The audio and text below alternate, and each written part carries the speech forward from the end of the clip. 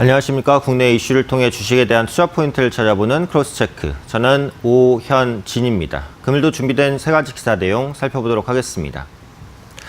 먼저 이데일리 기사입니다. 국내 경기 여건이 계속해서 부진하죠. 취업도 어려운 상황이 장기화되고 있습니다.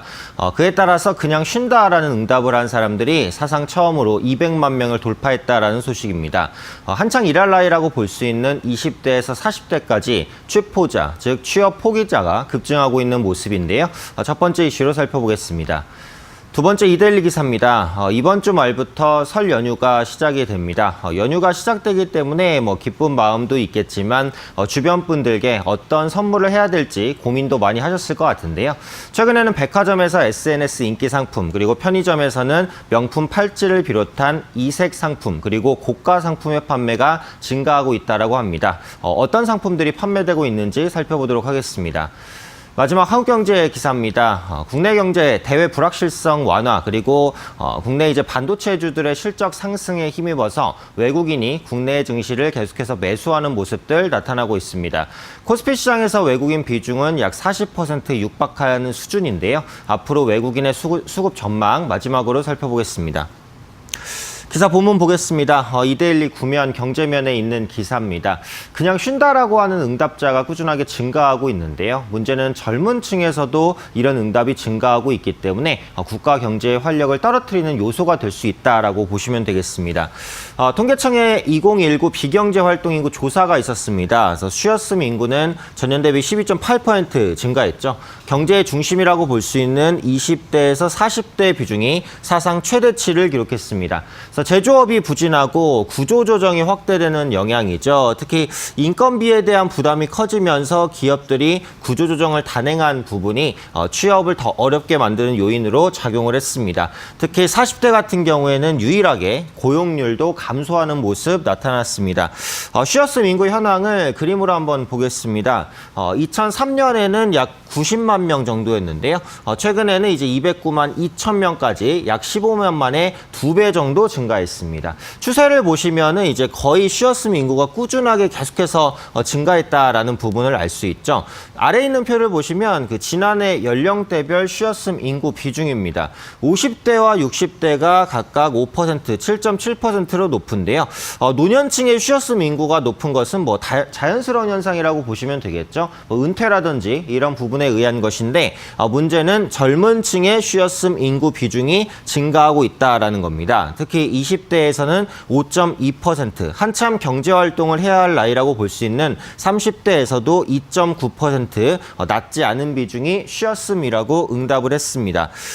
정부 같은 경우에는 실제로 지난해 취업자 수 증가, 그리고 고용률 상승, 실업률 하락 등으로 3대 고용지표가 모두 개선됐다면서 고용시장의 질이 나아지고 있다라고 평가를 했지만 실제로 고용 현장에서는 구직조차 포기한 자발적 실업자들이 늘어나고 있다라고 보시면 되겠죠.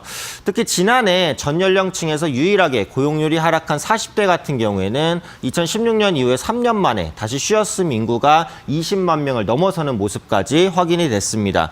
40대 같은 경우에는 주요 직장인 제조업이나 도소매업의 고용 부진이 장기화하고 구조조정 여파가 겹치면서 고용시장에서 가장 큰 타격을 받은 연령층으로 분류가 됩니다. 40대는 일자리를 잃게 됐을 때 재취업이 어렵기 때문에 낮은 임금에 만족을 하거나 아니면 재취업을 아예 포기해버리는 상황까지 만들어지고 있다라고 보시면 될 것 같아요.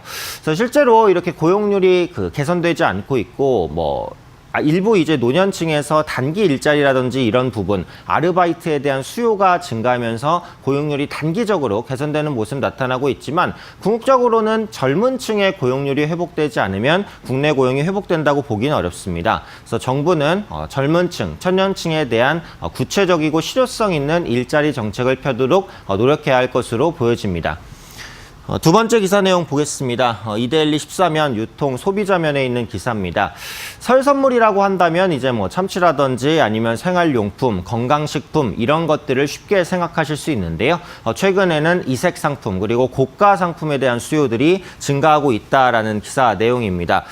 먼저 백화점에서는 이전에 볼 수 없었던 제품과 브랜드를 선물 세트로 구성해서 선보이고 있습니다.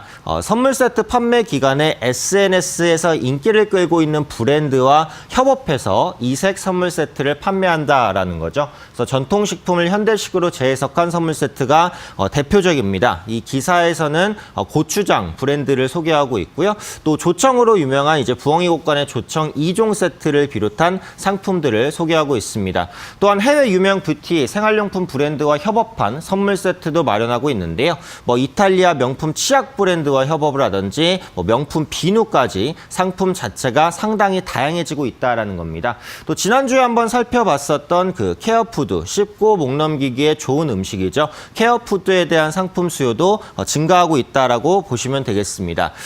대형마트와 편의점 업계에서도 가심비, 즉 가격 대비 만족도를 충족하는 선물들이 인기를 얻고 있다라는 거죠. 그래서 이마트 경우에는 이제 자체 PB 브랜드, 피코크 시그니처의 신상품을 늘려서 총 36종의 프리미엄 상품을 준비했습니다. 그중에서도 그 피코크 황제 굴비 세트는 55만 원 정도의 고가임에도 불구하고 물량이 전년 대비 2배 늘었고요.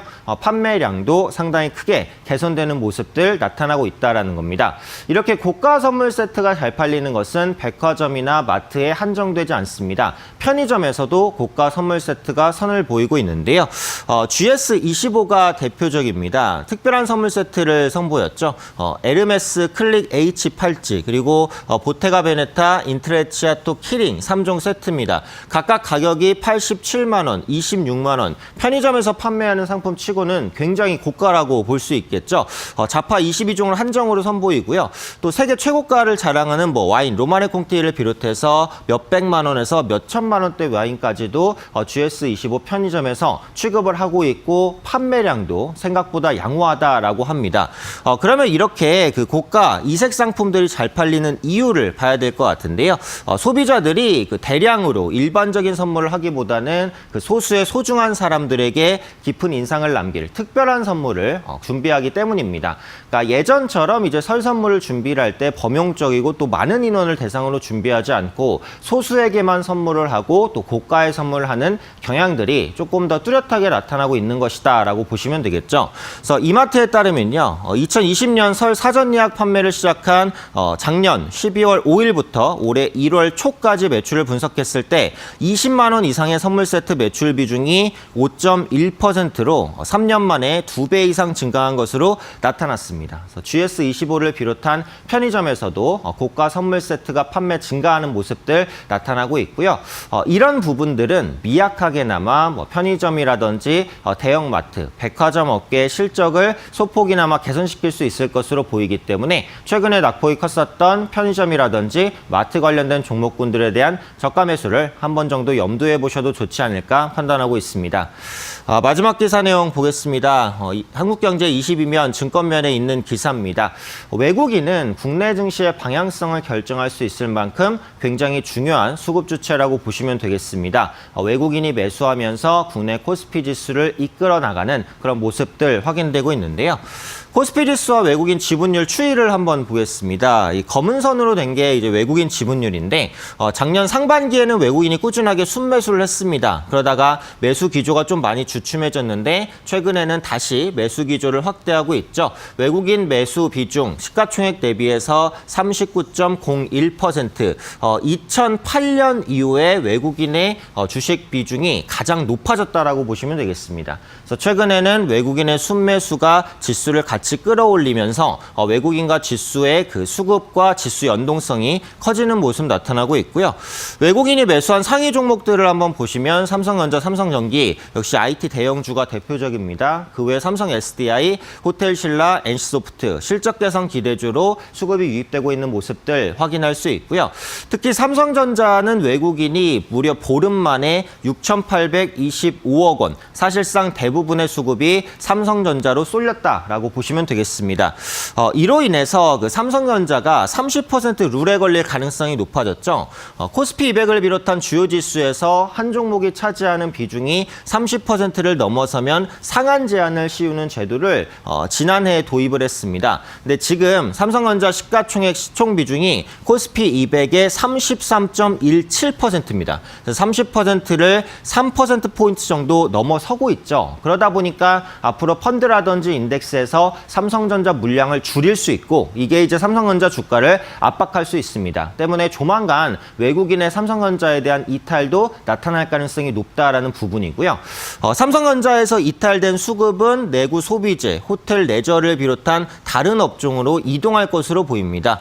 최근에 원화 강세도 나타나고 있어서 외국인의 수급이 국내로 쏠릴 가능성이 상당히 높아졌다라는 거고요. 하지만 그렇다고 해서 이제 지수가 계속해서 추세적인 우상향을 이어가기는 어렵다라는 분석들도 기사에서는 같이 나오고 있습니다. 기관의 수급이 받쳐주지 못하고 있기 때문이죠. 그래서 예전보다 국민연금의 매수 여력이 많이 떨어졌기 때문에 이런 부분들은 지수의 상단을 제한하는 요소로 작용할 가능성이 높습니다. 종합해서 보자면 외국인이 삼성전자에 대한 러브콜을 계속해서 보냈지만 앞으로는 삼성전자를 매도하고 다른 경기 민감주, 실적 개선 기대주를 매수할 가능성이 높고 그럼에도 불구하고 기관의 수급이 받쳐주지 못하기 때문에 지수의 상단은 제한될 수 있다는 겁니다. 그래서 외국인이 집중적으로 매수하는 종목에 대한 집중이 필요해 보인다고 말씀드리겠습니다. 네, 금일 준비한 기사 내용 모두 살펴보았습니다. 지난 주말 미증시는 양호한 주택지표 발표로 다시 한번 3대 지수 신고가를 기록하는 모습 나타났습니다. 국내 증시도 주 초에는 추가 상승을 시도할 것으로 보입니다만 앞서 말씀드린 대로 기관의 수급이 받쳐주지 못한 상황이기 때문에 기관 매도세가 진정되는지 여부를 확인하시는 것이 가장 중요할 것으로 판단됩니다. 이상으로 크로스체크 오현진이었습니다.